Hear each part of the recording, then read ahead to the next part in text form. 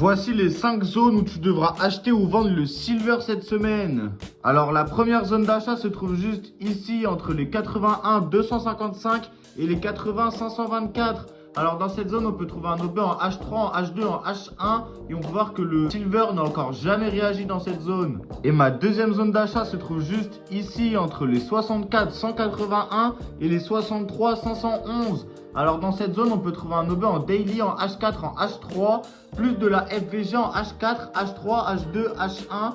Et on peut voir que le silver a déjà rebondi une fois dans cette zone. Maintenant, on passe aux zones de vente. Et ma première zone de vente se trouve juste ici, entre les 86 484 et les 88 297. Alors, dans cette zone, on peut trouver un objet en daily, en H4, en H2, plus de la IFVG en H2, H1, M45. On peut voir que cette zone a déjà été mitigate une fois par le silver. Et le silver a très bien réagi à la baisse. Ma deuxième zone de vente se trouve un peu plus haut entre les 91 716 et les 93 52. Alors cette zone, on peut voir que c'est une ancienne zone d'achat qui a bien servi de support une fois, deux fois, trois fois, quatre fois avant de se faire casser et de servir de résistance juste ici.